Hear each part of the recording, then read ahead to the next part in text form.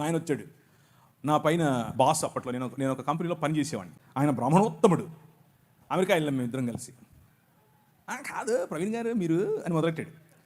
ఇక్కడే రామచంద్రాపురం అనుకుంటాను. ప్రవీణ్ గారు మీరు ఏంటంటే మీరు అని 1-2 సార్లు నన్ను కొంచెం గెలికాడు. నేను అంటే నేను చాలా చాలా స్నేహంగా ఉంటాను ఆయనతో. కానీ ఆయన దానికి విలువ ఇవ్వాల. దానికి చేయండి ఏం కాదు చేయండి అన్నట్లు నా వెంట పడ్డాడు. సరే కూర్చో అని చెప్పి ఒకరోజు, నువ్వు ఎలాగండి బ్రాహ్మణోత్తరువి అని అడిగాను. ఎందుకు అన్నాడు. నువ్వు అసలు సముద్రాలు దాటకూడదు కదా, 7 దాటి వచ్చావు, ఇప్పుడు ఎట్లయితావు నువ్వు అని అడిగాను. భావజాలం గురించి మాట్లాడుతున్నా.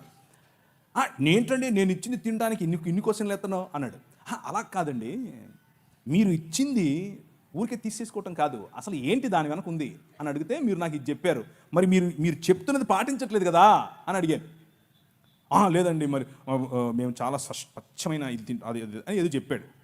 ఏం తింటారో ఏం కలుపుతారో చెప్పారు. సరేనండి నేను కూడా తింటానులేండి, ఓ పని చేద్దాం, రేపు మా ఇంట్లో బీఫ్ బిర్యానీ వండుతున్నాను వచ్చేయండి అన్నాను. ఏంటండి అలా అంటారు మీరు అన్నాడు.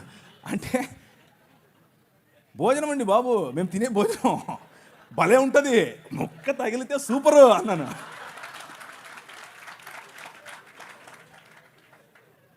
మీరు ఏ విధంగా ఇది తినడానికి జంకుతున్నారో మీ నిష్టలో ఇది తినకూడదు అన్నది మీ భావన, తినరు.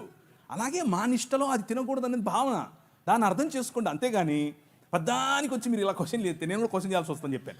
బీఫ్ బిర్యానీ సూపర్ ఉంటుంది, దోశ వేసి పెడతా అన్నాను. బీఫ్ వండి దోశ బీఫ్ ఏంటండి ఆ కాంబినేషన్ ఏంటంటే, నేను అన్నాను భలే ఉంటుందండి బాబు, మీకు తెలియదు సూపర్ ఉంటుంది.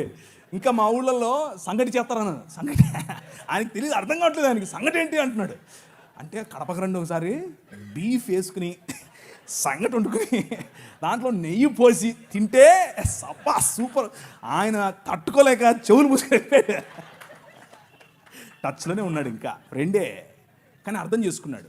ఆయన నన్ను పెస్టర్ చేయటం, నన్ను ఒత్తటం, నన్ను కావాలని ఒత్తేది నేను ఒత్తితే ఎలా ఉంటుందో అర్థం చేసుకుని ఆపేసాడు. సో ఫ్రెండ్షిప్ మంచిది, ప్రజలను కోల్పోవద్దు, కానీ నీ విశ్వాసం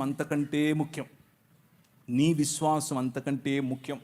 నువ్వు రోడ్డు మీద నిలబడి సువార్త చెప్పటం ఎంత ముఖ్యమో, నీ ఫ్రెండ్ దగ్గర నిలబడుకొని నేను ఈ క్రీస్తును మాత్రమే అనుసరిస్తాను అని చెప్పడం అంతే ముఖ్యం. నువ్వు ఆడిచ్చిందల్లా తీసుకొని తింటే నువ్వు అది చెప్పడం లేదని అర్థం, నీ సాక్ష్యం లేదని అర్థం. సో ఒకరిని గెలవటం కోసం అబద్ధం చెప్పక్కర్లేదు, సత్యం చెబుతూనే గెలవచ్చు. ఆ ప్రయత్నం చేయండి.